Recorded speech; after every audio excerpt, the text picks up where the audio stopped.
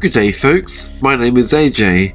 I'm a local public transport enthusiast and advocate that lives in Albury and Wodonga. In this video we will talk about the local bus network in the region I live in, which is arguably one of the most car-dependent regions in the country. We will look at why our bus network is how it is, why so few people use it, how our bus network compares to other cities around the country, why it does not meet the needs of locals and tourists alike, and what we can do to improve our bus network. I will need to put up this disclaimer here. Disclaimer, there will be some political talk in this video, and all political opinions here are strictly my own and do not reflect those of any political or government organisations. Please note that I do not necessarily agree with everything our local political figures say and do, but they are still important for the context of this video. I should also note that some assertions may be used in this video. While I try to make an effort to make all my opinions in this video informed based on all the research I've done to make this video possible, I still highly recommend reading all the links in the description. This video is a very complex video and it took a while for me to write, so without further ado, let's dive right in.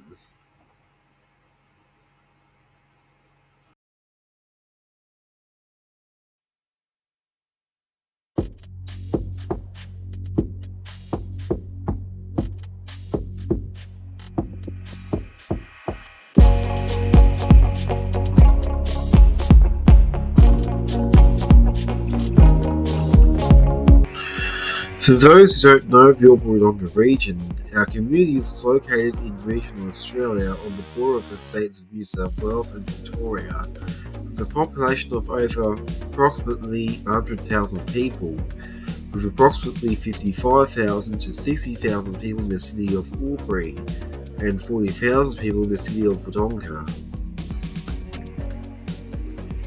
Our region has grown rapidly over the years and will continually grow over the next decade, with at least 120,000 people in total expected to live in Albury Wodonga by 2036.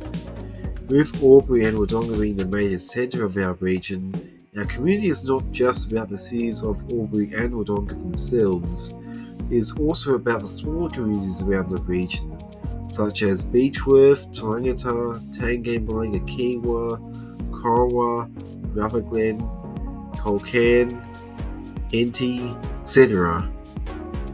Many locals will often know someone who lives in one of these surrounding communities, and thanks to the invention of social media and mobile phones, they're able to contact other people they know in the area and find out what is happening in the region. The region is known for a strong sense of community, from our transport heritage to our local events. However, it's also one of the most car-dependent areas in the country, and that's what I'd like to see change, especially when we consider the impacts of poor planning policies in the past. From the 1950s, we started to only prioritise people who drive a car, but no one else who couldn't drive. Public transport in many cities, including Albury and Wodonga, started getting neglected, and improvements to public transport systems became infrequent. Car usage has consistently increased since methods of travelling to the workplace started being recorded in 2006, and public transport usage has remained stagnant since 2011.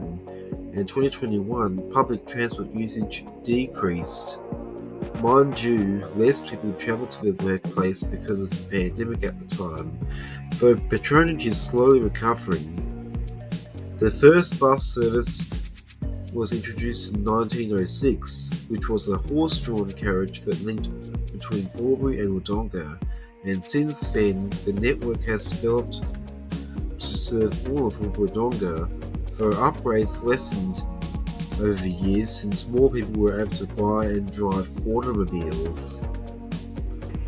Because people could buy their own cars, there are then less incentives for governments to expand or upgrade networks of other modes of transportation, such as bike paths, public transport, and pedestrian infrastructure such as footpaths. With this, we changed the way we designed our urban spaces in our cities, Albury Wodonga included, to reflect our attitude to transport.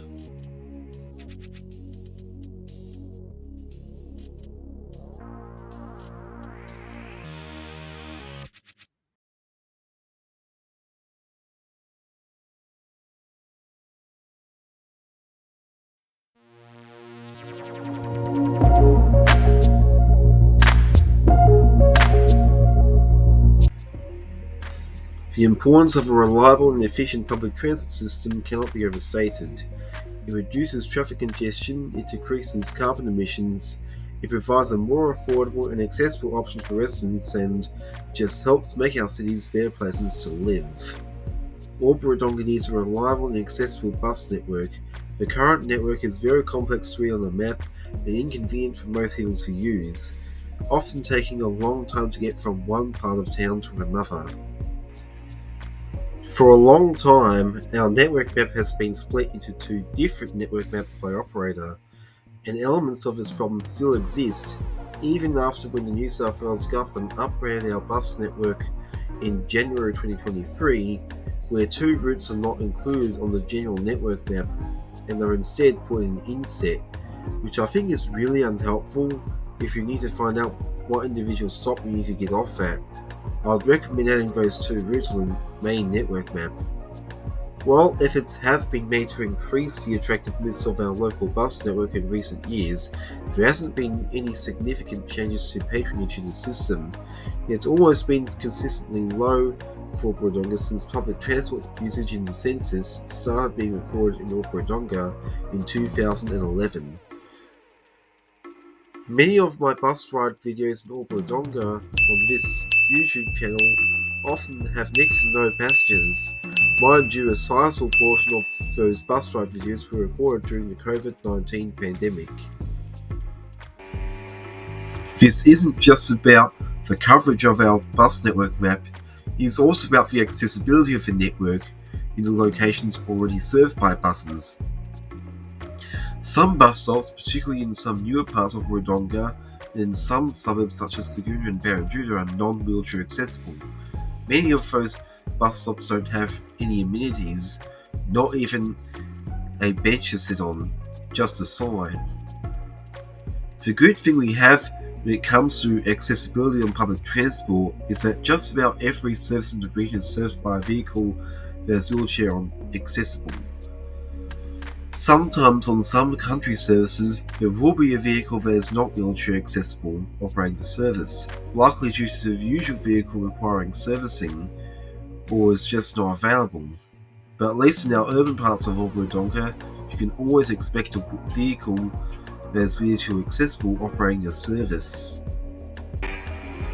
In areas such as Barranduda and Warrnambool, there are often no safe paths to access bus stops from some neighbourhoods. A great example of this is from the Avalon Park housing estate in Barranduda. At the moment, there are currently no safe paths to access the bus stop at the retirement village up the road at the Westwood Village on Moyes Road. There is not even a safe crossing to access the nearby school across Barranduda Boulevard as of the time this video is being produced in November 2023. If we want people to be able to use public transport, we need to provide safe paths for people to access bus stops. If we don't do this, we end up discouraging people from using local buses, which in turn doesn't give governments an incentive to upgrade bus networks. And when governments don't upgrade bus networks, the most vulnerable people who require public transport to travel will be the ones that miss out on being able to travel independently.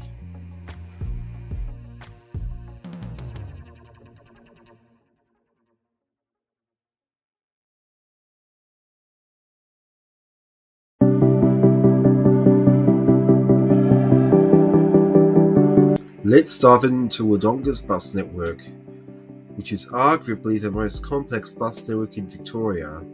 Wodonga is the smaller and perhaps densest of the Twin Cities, with a population of around 40,000 people.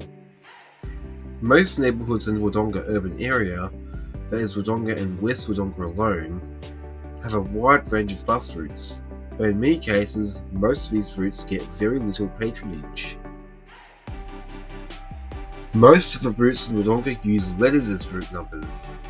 The letter is usually used to signal the destination the bus will go to, such as a certain street or a certain part of Wodonga, such as E being used for East Wodonga and G being used for the street Gayview Drive. There are two dedicated weekend routes in Wodonga, which use actual numerals. The weekend services are run by routes 150 and 160. Interestingly, the same weekend routes operate a single service at 5:45 p.m. from Wodonga Water Tower on weekdays.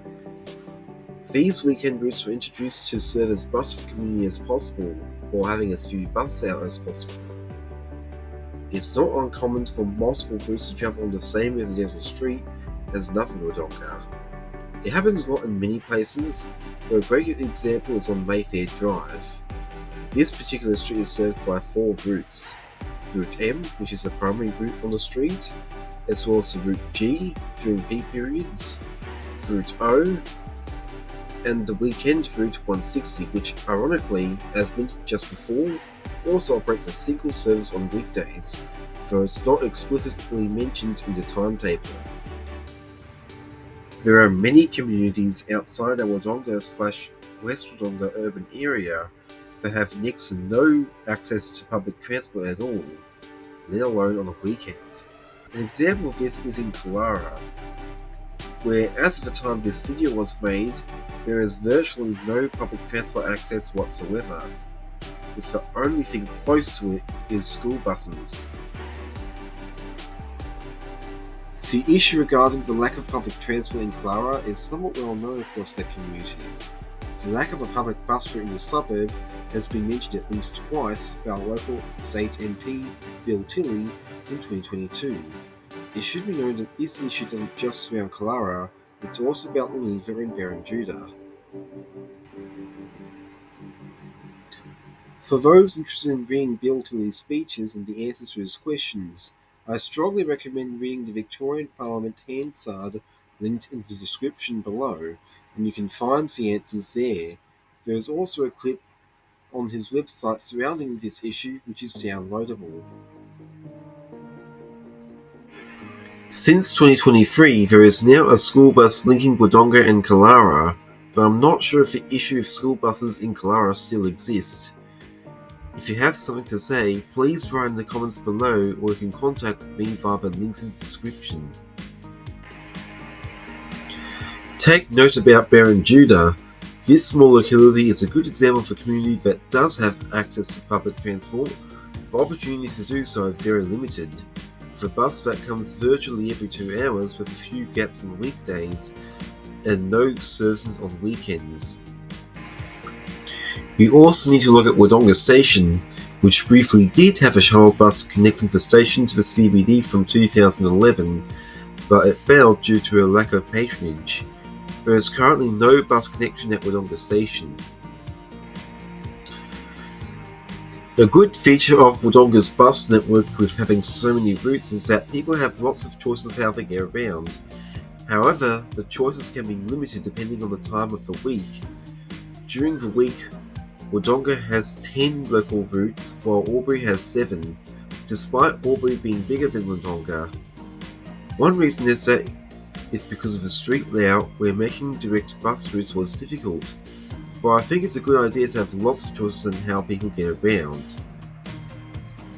Another feature I like about Wodonga's bus network is that there is a bus route that is focused exclusively on West Wodonga only, and doesn't focus on bringing people to Wodonga CBD, which is the Route O, which serves the Western Park and Oakmont neighbourhoods. It starts and finishes at Burleigh only, with all services having connections to buses heading to Wodonga CBD. I personally think we need more routes like that in Wodonga, especially if we are trying to encourage people to go to the shops close to them to get what they need, rather than going to the CBD and make it congested. There are also a few unusual one-off services in Wodonga, such as the morning combined East and South Wodonga, and the direct service from Wodonga TAFE and La Trobe University to Albury via Gayview and Burleigh. In my personal opinion, I think those two one-off services can be useful at other times. The one-off T service to Albury can link Burleigh and Albury, while the morning East and South Wodonga can merge the East and South Wodonga routes together and create a merged loop that operates a clockwise and anti-clockwise service. The route is still technically 2 routes, but they follow the same route paths but in opposite directions. A lot of problems with Wodonga's bus network are fairly easy to solve by simply making the network map more easier to read, such as reducing long detours on some routes, such as the route M. A simple fix can be to redirect the route to run via Moorfield Park Drive and then travel onto Mayfair Drive, and there are many other routes in Wodonga that can benefit from this too. Wodonga's bus network currently operates 6 days a week, with most services starting at 7 am and finishing at just after 6 pm, only just catering to 9 to 5 workers and daytime shoppers, whereas Albury's bus network not only caters for 9 to 5 workers and daytime shoppers, it also caters to people who fly to and from Albury during the day, as well as people who like going out on Thursdays and Fridays to watch a movie or eat out. As a result of this, the Albury routes have seen more patronage because its network accommodates the needs of the city, especially vulnerable members of our community, such as people who don't or can't drive.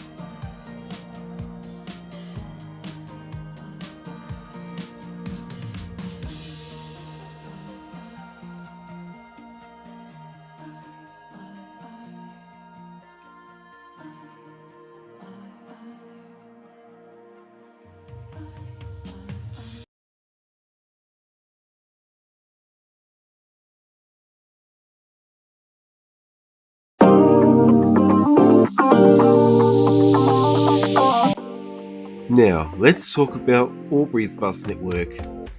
Albury, located across the border in New South Wales, has its own public transport system. The goal is to integrate both these systems seamlessly to enhance mobility across the region. I personally find Albury's bus network easier to read. It's not as complicated compared to Wodonga, where the network just looks like a bowl of spaghetti, but unfortunately the network isn't as dense, and there aren't as many routes in Albury compared to Wodonga. Unlike Wodonga, where a single operator does much of the heavy lifting, Albury currently has 2 operators operating services, with Dyson's running for routes 901 West Albury, 902 South Albury, and 903 West Albury, and Martin's Albury operating the routes 906, 907, 908, and the more recent Route 909. Also, unlike Wodonga, where it's common to have multiple routes on a single street, such as on Mayfair Drive, in Albury it's much rarer to have multiple routes travel on the same street. It mostly only occurs when you travel closer to the Albury and Lavington CBDs, but there are a few rare occurrences of this happening. An example of this is on Benyon Street in East Albury, which is served by the Route 903 and Route 909. For years, Albury didn't have a bus service that connected to the Albury railway station or the airport until January 2023, when buses to these areas were finally provided. To be fair, Albury station is a short walk from the Albury CBD, but I also think it's good to have a bus service there, especially if you're taking a suitcase to the train from places like Lavington and Taguna. Since 2023, Taguna now effectively has a half-an-hour frequency on weekdays and Saturdays, which I believe is a good frequency for a growing suburb and can reduce car dependency. The route was even built in the growth corridor, although it was implemented 5 years late, at least. A feature Albury lacks is having a bus route that exclusively serves a certain part of the city, a feature that Wodonga has. Personally, I believe a route that starts and terminates in Lavington can be useful, especially if you want to get to one part of Lavington to another without driving and without needing to transfer. I also think Taguna should have this feature too, considering it's growing quite quickly.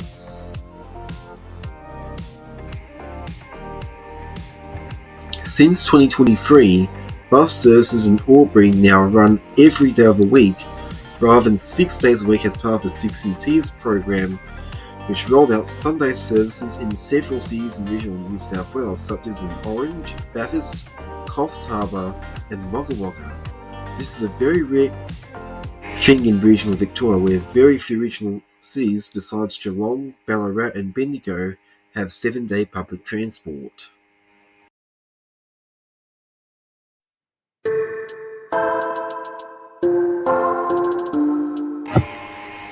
Now, let's talk about public transport connecting the towns surrounding Albury Wodonga, many of which do not really have a full bus service. The best route linking a satellite town is the Albury Wodonga to Beechworth service, which operates 3 times a day in each direction, which is already good, but I think it can be even better. Considering Beechworth has a population of approximately 2,500 people, it is also a popular tourist destination for both Albury Wodonga locals and other Victorians alike, such as the old prison, which was once known to have the infamous bushranger Ned Kelly serve a sentence there, as well as other people affiliated with him, such as his mother and 2 of his friends, Joe Byrne and Steve Hart. Yakandanda is also a town not far from Beechworth. It's similar to Beechworth with about 2,000 people living there, but much of it's concentrated outside the town centre. It also serves as a stop on the same Beechworth route. Toolangatta is an example of a town not far from Albury Wodonga that doesn't have a proper bi-directional bus service. It's currently only possible for those people to travel on Fridays, and you can only travel to and from Albury Wodonga from Toolangatta and not the other way round. People who live in Tangane, Balanga and Kiwa do have a better service to and from Albury Wodonga operating on all weekdays, but it's still a one-way in, one-way out type service like Toolangatta, meaning people living in Albury Wodonga can't really travel to and from Tangane, Balanga and Kiwa in a day, but people living in the latter towns can travel to the former cities. Tangane, Balanga and Kiwa are treated as a stop on the way to Mount Beauty, and they currently just have 1 to 2 buses heading to Wodonga in the morning and 1 to 2 buses heading back from Wodonga in the afternoon. And these services are primarily used by school students. Many timetables for many intertown services across regional Victoria, like those heading to Tangane, Balanga and Toolangatta, often do not explicitly advertise services correctly, and it often has to be up to the user of the service to find out if they can use the service, as some of these services are primarily used by school students. Many people will likely assume that the service is a school run.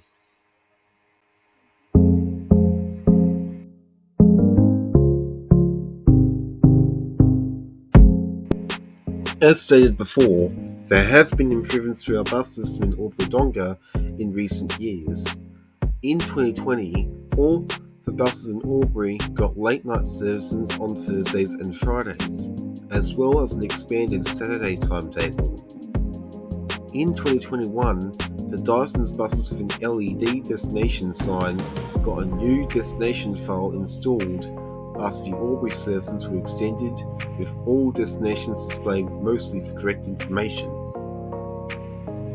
The new destinations now have an actual route number on them, instead of the shift number always being displayed as a route number. The only time you'll see the shift number on the destination display most of the time is when a bus is on a school service or when it's operating the strange morning east and south Wodonga service. I must admit the destination signs could have a bit more work done to them, especially the Albury school bus destinations. As of February 2024, a few buses with the LED signs still have the old destination files installed on them, but they're mostly seen on school services and some public services in Wodonga. In 2022, all the Martin's buses became trackable, though only a few buses in the Dyson's fleet got the tracker installed, as all the other buses were contracted to Victoria, whereas the few buses with the tracker are New South Wales contracted, and those buses are allocated for runs that spend most of the day in Albury anyway. In January 2023, Albury had a major upgrade to its bus network, with bus services serving the train station for the first time and the airport, as well as the growing parts of Laguna, as well as having buses run on Sundays for the first time, something that has been done as part of the 16 Cities program, which upgraded bus networks in 16 regional cities in New South Wales. Later that year, the Dyson's buses in Wodonga started getting bike racks fitted. Bike racks have been rolled out on buses in Wangaratta, Shepparton, Bendigo, Castlemaine and Benalla. The new bus service rollout in Albury is functionally complete but still needs a few finishing touches. Another thing I'd like to point out is that one of the Martin's buses has an internal destination display, which is an improvement on its own, but I must admit there is room for improvement. They could make the text bigger so people in the rear of the bus would be able to read it. I also think it should display key stops on the route, such as shops, vehicle centres, fire, ambulance and police stations, educational centres such as schools, universities and TAFEs, retirement villages and aged care centres. It could even display the route the bus is doing next to reduce the need for transfers, or it could display connecting services at the bus's destination.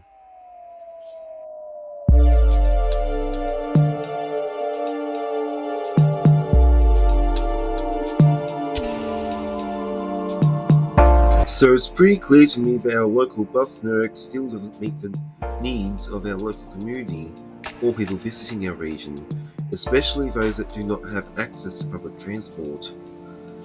Even people who do have public transport access still gravitate to driving, either because they can't access their destination by public transport, it's not fast enough, or the public transport system doesn't operate at all hours of the day.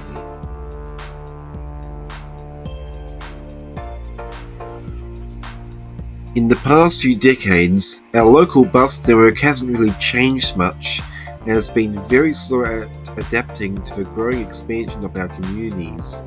An example of our network being slow to adapt to our community needs is over in White Fox Rise. The housing estates first started getting built in 2007, going by the Google Street View images. By 2009, Victoria Cross Parade was fully opened.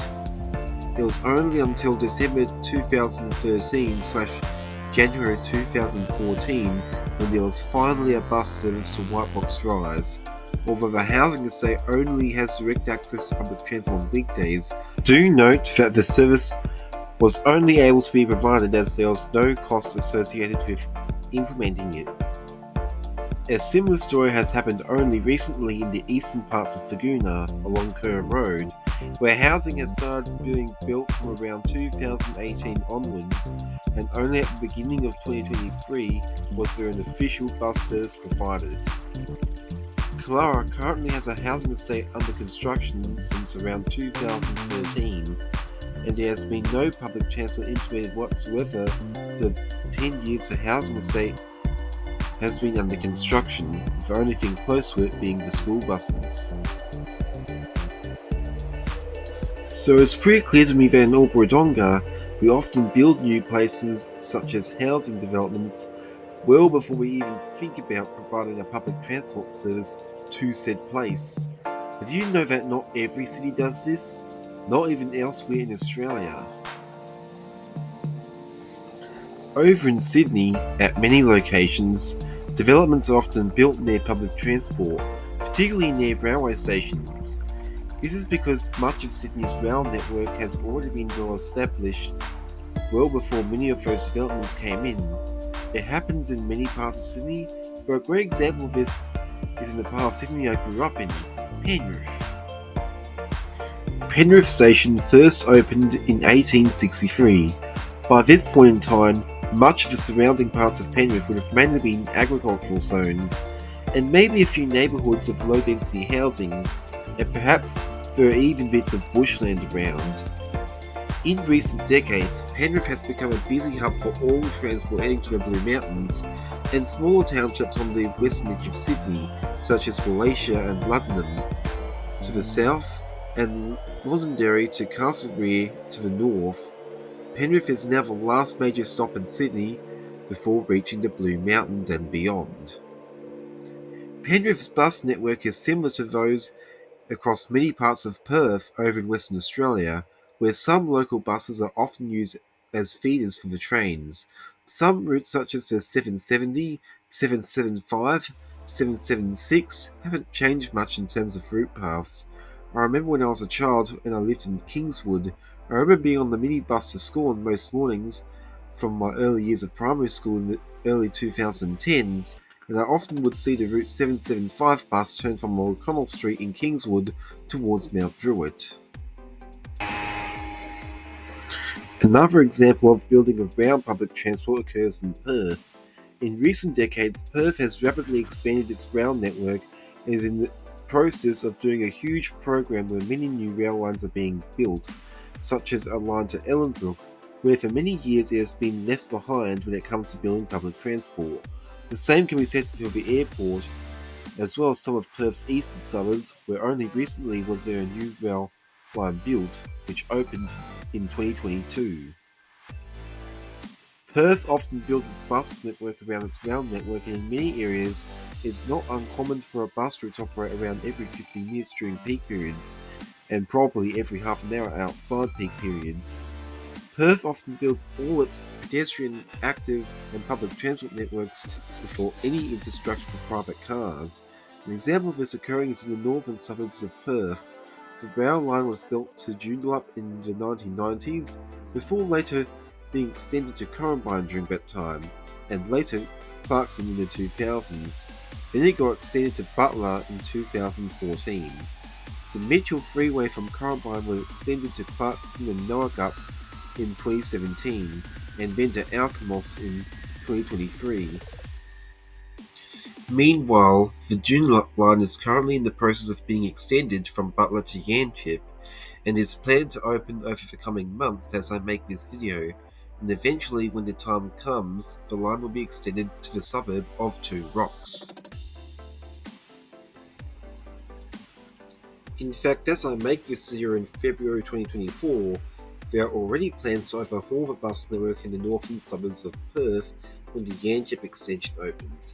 This means when the new extension opens, people in the northern suburbs will have more choices in how they get around by bus, as well as giving some residents access to public transport for the first time.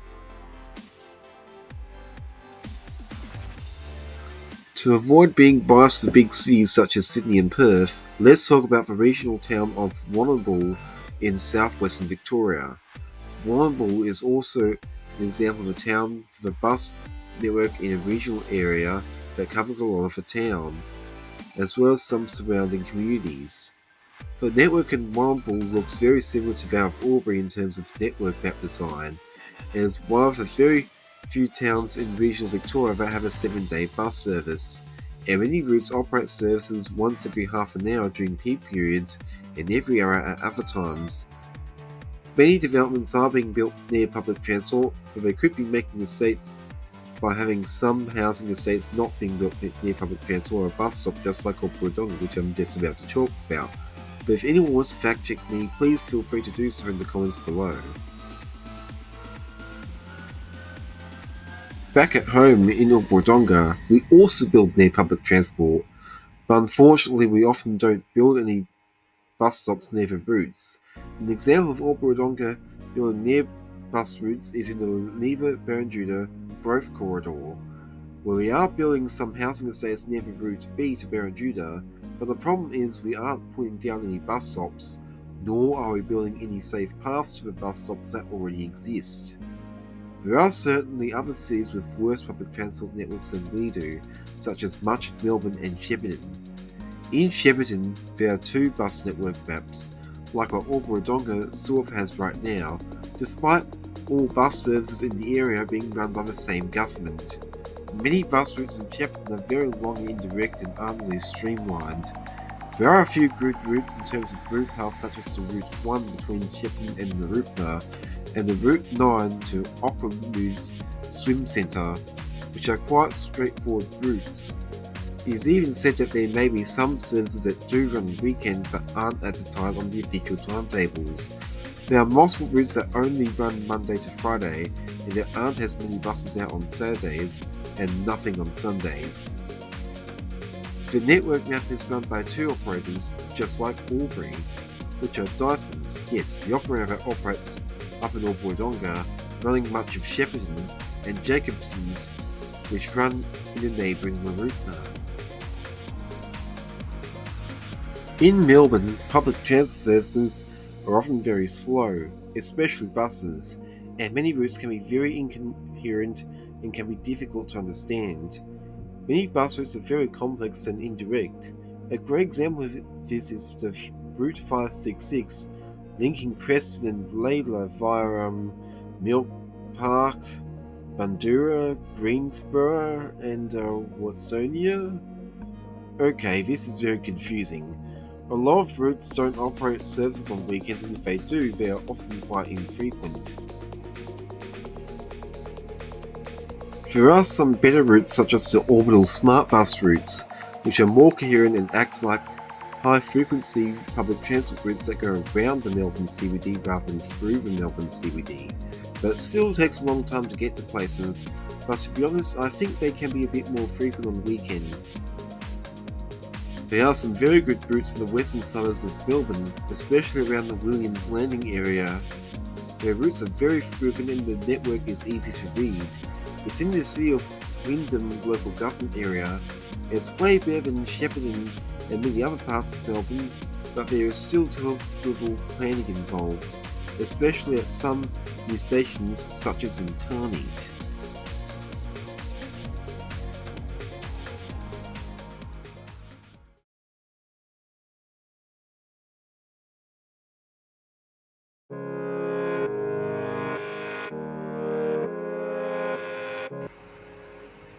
So why should we improve our bus network? Based on what was previously discussed in this video, there are lots of things that both Albury and Wodonga can learn from each other. For Wodonga, it could be making the bus network map more readable, like Albury is, and taking advantage of using multiple routes to create good frequency. For Albury, it can be providing more choice in how people get around by bus, and providing routes that exclusively serve a certain part of the city that starts and finishes outside of the main city centre, similar in concept to what the Route O is in West Wodonga. There are lots of things that both cities can learn from bigger and more densely populated cities such as Sydney and Perth, and even smaller cities such as Warrnambool. In Sydney and Perth, train stations are often used as a catalyst for development. In Perth only, bus networks usually receive major upgrades whenever a rail project is completed. In Warrnambool, the bus network serves two towns not far from the city, as well as having developments built near it. Firstly, for all the reasons I just discussed, such as making it more convenient and accessible for everyone in Albury Wodonga, many residents and businesses in the urban areas of Albury Wodonga do have access to a bus route. We should aim to streamline our bus routes so it's easy to read on the network map and people will get to places more quickly. Some bus routes are straightforward, such as the Route AW, while other routes like the Route 901 West Albury and the Route G can be complex to read. Secondly, to help improve our urban space, many developments in recent decades were almost always designed only for people who are able to drive, with other modes of transport including public transport taking the back seat and not being provided until much later. We must remember our public transport system problem is only a symptom of a much wider problem with our urban space, and is that we build too many single-use developments instead of flexible mixed-use developments that can be used for multiple purposes, such as an office or a house located above a shop. I'm not sure if anyone remembers the time before the world wars where our urban spaces were designed for people and not private vehicles. Which urban space would you rather visit? A location like Lavington, where most buildings are designed for a single purpose? Or a location like the Albury CBD, where most buildings are designed for mixed usage in mind and most of the car parks are away from the main centre? Thirdly, for the benefit of these groups of people, such as children, teenagers, and other young people such as those in university, older people that can no longer drive or are at risk of not being able to drive, Other vulnerable people such as wheelchair users and people with limited mobility, people visiting Albury Wodonga, and anyone else who doesn't have a car. Now, whenever this gets discussed, sometimes people jump to arguments such as, why don't you get a car? Or, why don't you ask a friend, your parent, or family member to take you where you want to go? Or, our population/city isn't big enough. And occasionally you have arguments such as, if you don't like our public transit system, then you shouldn't have moved to our city. And look, there are some values to these arguments, but that doesn't mean we should still consider ways to improve access to public transport in the region. And if you want people to get around independently, then improving our public transport system can only be a good thing. Something we should mention is that demographics of our region have changed over time. This is purely subjective, but let's say you're a family with young primary school age kids that first moved into Clara in 2013. You would have lived in one of the first houses built there. Your family probably would have had a vehicle to drive with to take the kids to school. Let's say our hypothetical family still lives in Clara today. The kids are now teenagers. Let's say the teenagers now want to start hanging out with their friends more often. They'll quickly find out that there is no public transport near their house and they require their parents to take them to their friends. They start hanging out with their friends more often and their parents can't keep up with them.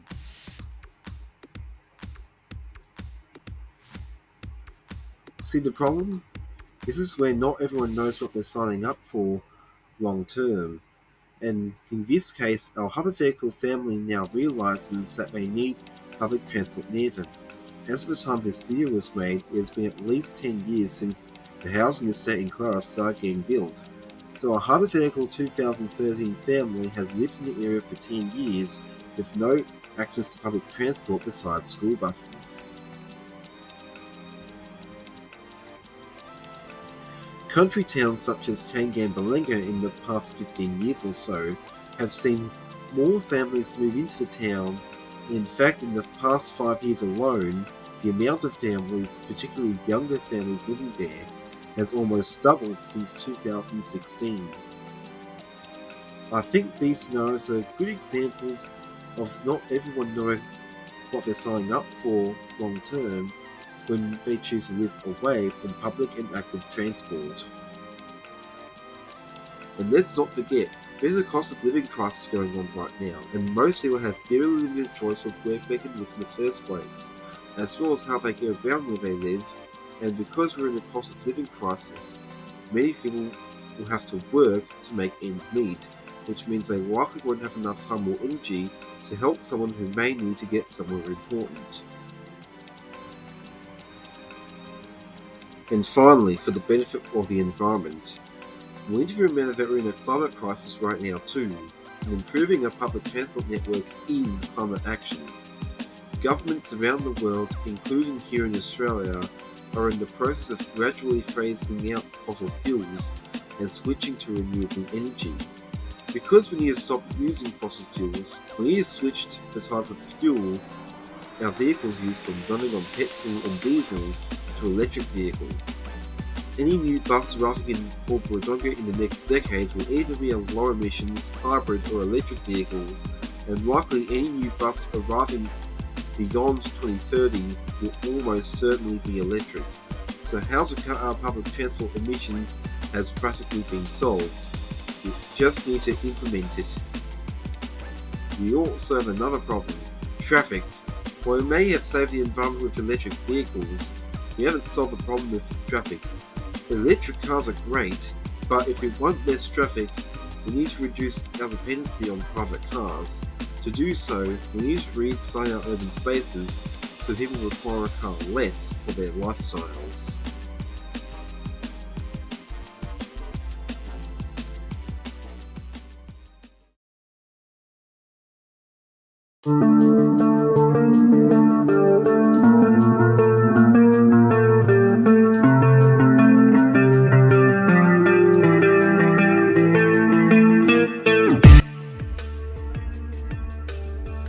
So how would I improve the local bus network? Well, for starters, I think Wodonga should follow the lead of Sydney, Perth and Warrnambool with how it design a good public transport system. Bus routes are at least coherent, easy to read and are straightforward, and we should especially look to Perth on where they change the bus network as soon as a new train station or rail line opens. Though admittedly I am frustrated at Transfer because for some reason they removed their bus network maps. For adding a route to Clara, let's definitely get that done. Clara is growing quite fast and there's virtually no public transport there except for school buses. And many people who live there are often families with younger school-age children. And when these children become teenagers, they will want to start gaining independence, so having a public bus route in Clara can definitely be justified here.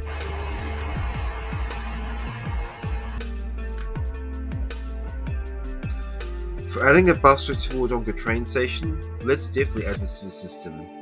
Many cities around the country with a local bus network and a train station, including across the river in Albury, has this, and considering that the V-Line trains are now quite popular, particularly since the April 23 fare cap, this can definitely be justified. Interestingly, as stated before, there was once such a service, but failed due to a lack of patronage. I imagine if this service still existed, there would be plenty of patronage on that route, and even our bus network as a whole.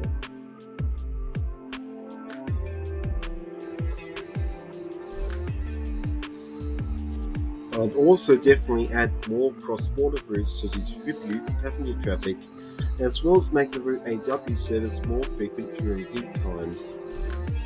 I'd also upgrade several routes in Wodonga to make them more simpler and easier to read, including them having them operate on all days of the week, and I'll also probably merge some routes, such as the routes E and S, into a single bi-directional route. I'd also do a bit of tweaking in Albury by fixing some routes such as the 907 and 908. I'd also add many more routes in Albury in addition to what we currently have, especially in Figuna and Lavington.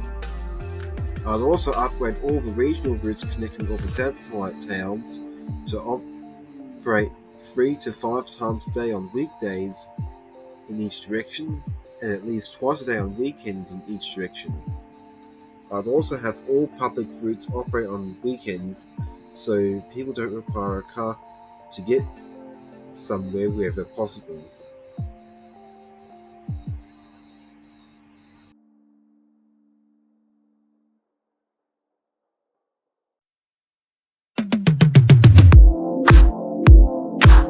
When compared to other cities around the country, such as Sydney, Melbourne, Perth, and even other regional cities such as Warrnambool and Shepparton, as well as based on what we discussed in this video, it's very clear to me that our local bus network doesn't meet the needs of our local community, despite operators and governments implementing upgrades in recent years. I strongly believe, based on what we discussed in this video, the reason people do not use our local bus services is because the current network map is too confusing, particularly in Wodonga. It takes a long time to get between places when using public transport. In many areas, buses do not come frequently enough. In newer parts of the region, or on the outskirts of Wodonga, access to public transport is extremely limited. Buses often get stuck in traffic because of cars dominating the road space. Buses do not operate at times when people need them to do so. The design of some urban spaces in the region makes using public transport unattractive, and the bus system is not adapting to the needs of our community quickly enough. I know many people enjoy having the freedom of driving, myself included, but I think as a community and as a society in general, it's worth having a discussion about whether public transport is a good alternative to driving, as well as improve the quality of life for vulnerable members of our community, anyone who can't drive. It's really about making sure everyone is able to choose how they get around, as well as being able to help increase community inclusivity, especially for people with disabilities. Improving our local bus network has very good impacts on saving the environment, as it helps reduce traffic congestion. We should also remember that virtually every new public bus that will arrive in our region will be zero emissions from just less than a few years from now.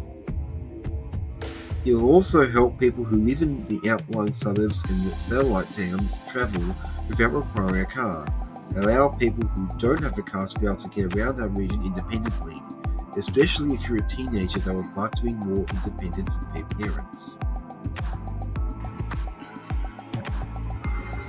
We now all know that improving our public transport system helps improve our urban spaces, it increases inclusivity in our community, it benefits the environment and improves quality of life for vulnerable residents in our region. We also know that several improvements have been made already, such as installing bike racks on buses and the implementation of live tracking of services, as well as improvements that will inevitably come, such as zero-emissions vehicles such as electric buses, which makes using public transport even more environmentally friendly.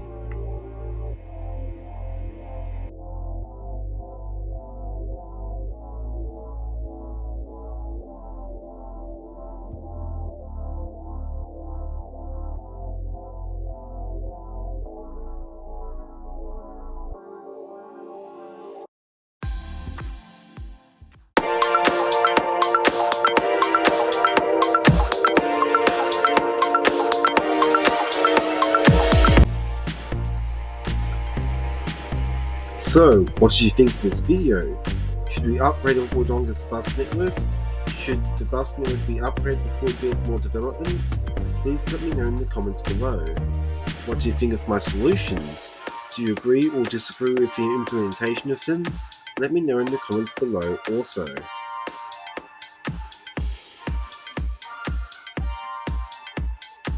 I've also made a whole proposed bus network map of Wodonga. Links to the map as well as the feedback form attached to it are in the description. I also recommend having a read of all the articles and other links in the description below also. And I'd like to take a moment to thank the Buses team FSX who kindly provided me the footage of public transport found in Warrnambool, Shepparton and Perth to use in this video. I hope you enjoyed watching this video and presentation. This took almost 6 months to me to make. I also hope you enjoy your day and stay tuned for more content, and bye for now.